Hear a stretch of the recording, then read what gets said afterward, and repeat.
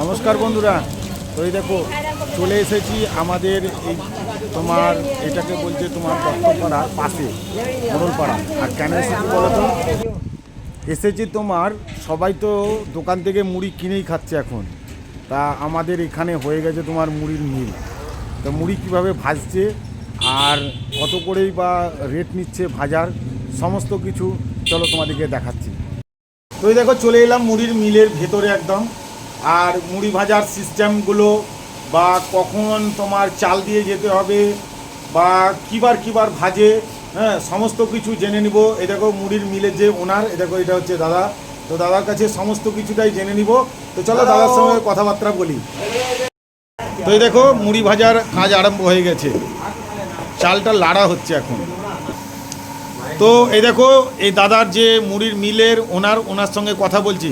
তো দাদা এই মুড়ির যে মিলটা আপনার দেখতে পাচ্ছি, এই স্থানটা কোথায়? এটা স্থানটা হচ্ছে কয়থা দত্তপাড়ার নিকট মুড়ির মিল। আমার নাম হচ্ছে অরূপ মিয়া। আচ্ছা, তো দাদা আপনার হঠাৎ এইভাবে ব্রেনে এলো কি করে যে মুড়ির মিল করতে হবে? আমার হঠাৎ ব্রেনে এলো যে এখন অনেক মানুষ দোকানের মুড়ি কিনে খাচ্ছে, তো দোকানের মুড়ি সব মানুষ পছন্দ করছে না। আচ্ছা, সেই জন্যে আমি একটা মাথায় চিন্তা ভাবনা করলাম যে এটা আমি হাতে ভাজা মুড়ি মেশিন বসিয়ে মানুষদেরকে বা মহিলাদেরকে হাতে ভাজা মুড়ি খাওয়াবার চেষ্টা করব। আচ্ছা, সেই জন্যে আমি এটা উপক্রম নিয়েছি বা আমার মেশিন বসিয়ে নিয়েছি, কাজ চালু হচ্ছে। আচ্ছা বলছি যে মা বোনেরা বাড়িতে যেরকম মুড়িটা ভাজতো, হ্যাঁ আগেকারকার দিনে, সেই রকমই ধরনের কি এরকমভাবেই মানে ভাজা ওই রকমই মুড়ি হবে? হ্যাঁ একদম সেম পজিশন। আপনার বাড়িতে যেমন মা বোনেরা চালটা ধুয়ে, আচ্ছা, লবণ মাখিয়ে, হ্যাঁ হ্যাঁ হ্যাঁ, লবণটা মেখে কমসে কম 5-10 মিনিট লবণটা আর চালটা মাখাতে হবে। মাখানোর পর চালটা একটা বস্তার উপরে বা চটাইয়ের উপরে বা পাটির উপরে একটু ছিটিয়ে ছড়িয়ে রাখতে হবে। আচ্ছা, যেমন চালটা গোটা না বাঁধে। আচ্ছা আচ্ছা, ওটা একটু ঘন ঘন হাত মেরে পাতলা করে দিতে হবে, ঝরঝরা করে আনতে হবে আমার মিলে। আচ্ছা দাদা মুড়ি ভাজার যে সময়গুলো একটু যদি বলেন। সময় আমার সময় হচ্ছে সপ্তাহে 2 দিন, কিবার? সোমবার আর ও বৃহস্পতিবার। আচ্ছা, আপনার এই যে চাল যে দিয়ে গেছে লোকে দেখছি আপনার, তো এই চালগুলো কখন দিতে আসতে হবে আপনার কাছে? এটা আপনার সোমবার দিন ভাজলে আপনি রবিবার দিন দিতে পারেন। আচ্ছা, বা সোমবার সকাল থেকে 10টার ভিতরে আপনি দিতে পারেন। আচ্ছা আচ্ছা, বৃহস্পতিবার যদি ভাজেন তাহলে আপনি বুধবার সারাদিনের ভিতরে দিতে পারেন। আচ্ছা, কিংবা বৃহস্পতিবার সকাল থেকে 10টা পর্যন্ত আপনি দিতে পারেন। আচ্ছা দাদা এখন তো দেখছি আপনার এই চালগুলো শুকাতে দিয়েছেন বা মেশিনে আপনার লাড়ার কাজ চলছে, তাহলে ভাজার কাজটা কখন আরম্ভ হবে?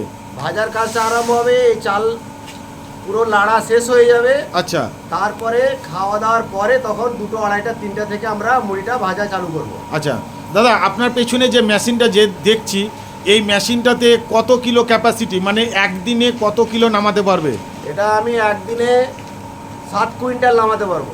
আচ্ছা, তার মানে যে কনজিউমার যতই আসুক অসুবিধা কিছুই নেই এটাতে? 7 কুইন্টাল পর্যন্ত একদিনে ক্যাপাসিটি আছে। আচ্ছা, পরবর্তী দিনের কথা বলছি এবার দাদা আপনাকে, যে কনজিউমার দেখা গেল যে আপনার 2 দিনের জায়গায় যদি 3 দিন যদি করতে যদি হয়, কনজিউমার বেড়েই চলে যাচ্ছে, সেটাও কি করা যাবে? হ্যাঁ অবশ্যই করা যাবে, ওটা কোনো চিন্তার কারণ নেই। চাল ঠিক থাকবে। আচ্ছা, হ্যাঁ চালটা যাতে একটু ঝরঝরা টাইপের থাকে। আর মানে এখন তো খরিদ্দার একটু অল্পর কারণের জন্য সপ্তাহে 2 দিন করা গেছে। হ্যাঁ হ্যাঁ, আচ্ছা ভবিষ্যতে মানে ভগবানের ইচ্ছায় যদি আরও খরিদ্দার যদি বেড়ে যদি যায়, তো সেটাকে কি সপ্তাহে 7 দিনও হয়ে যেতে পারে? 7 দিনও হয়ে যেতে পারে। এগুলো সব ভগবানের কৃপা। আচ্ছা যাক, তাহলে দাদার সঙ্গে কথা বলে খুব ভালো লাগলো। এখন তো আপনার মানে লাড়ার কাজ দেখছি, তাহলে ভাজার কাজটা একটু পরে, তাহলে খাওয়া দাওয়ার পরে আরম্ভ হবে। আচ্ছা এইটাই কি আপনার কারিগর? হ্যাঁ এটা আমার কুমারদা। আচ্ছা, রামেশ্বরপুরের মুড়ি মিলের হেড কারিগর। আচ্ছা, উনি আমার কাছে এসেছেন এখন আমার কাছে থাকবেন কিছুদিন। আচ্ছা দাদা, মাঝে আর একটা প্রশ্ন। বলুন। এই মুড়ির মিল তো আপনার সচরাচর প্রথমে দেখা যেত মুর্শিদাবাদে, তাহলে আপনার এই কারিগর কি মুর্শিদাবাদ ট্রেনিং প্রাপ্ত? হ্যাঁ, মুর্শিদাবাদ ট্রেনিং প্রাপ্ত, ইনার এক্সপিরিয়েন্স হচ্ছে 10 বছর। আচ্ছা, এই কারিগর তাহলে মুর্শিদাবাদেই প্রথমে থাকতো? মুর্শিদাবাদেই থাকতো। আচ্ছা আচ্ছা, বেশ। তারপরে ওনার গায়ে হয়েছে, তখন উনি ওখানে ছিলেন, তারপরে আমি যোগাযোগ করে ওনাকে আমি এখানে নিয়ে এসেছি। আচ্ছা, তো চলো তোমরা দিকে তো দেখিয়ে দিলাম যে মুড়ির চাল লাড়াটা কিভাবে হচ্ছে, তা এবার চলো মুড়িটা ভাজা তোমাদেরকে দেখিয়ে দিচ্ছি।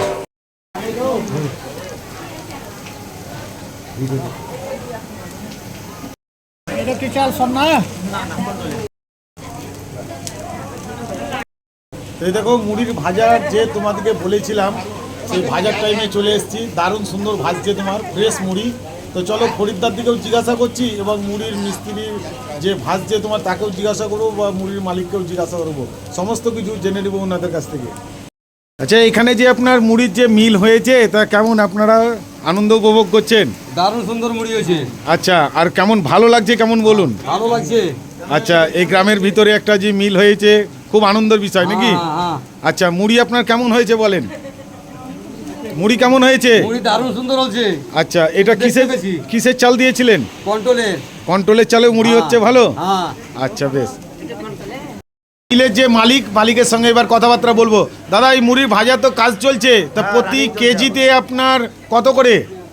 কেজিতে এটা তো সবার সামনে বলা যায় না, কেজিতে আমি 10 টাকা নিই। আচ্ছা আচ্ছা, বলছি যে আপনি তো আগে বলে দিয়েছেন যে চাল আপনার নিয়ে আসতে হবে এইভাবে, তা মুড়ির মানে প্রত্যেকটা চালেরই কি মুড়ি হবে?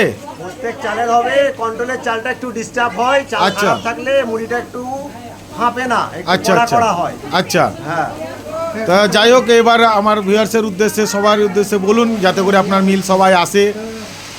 দাদা আপনারা আমার ইউটিউবের ছবি দেখে এবং মুড়ির মিল দেখে আমার যে খরিদ্দার এসছে, হ্যাঁ। সবাই আগ্রহ করে আমার মুড়ির মিলে আপনারা মুড়ি ভেজে নিয়ে যাবেন, টেস্টি খাবার পাবেন, কোনো ভেজাল নেই, কিচ্ছু নেই, একদম সুস্বাদ মুড়ি।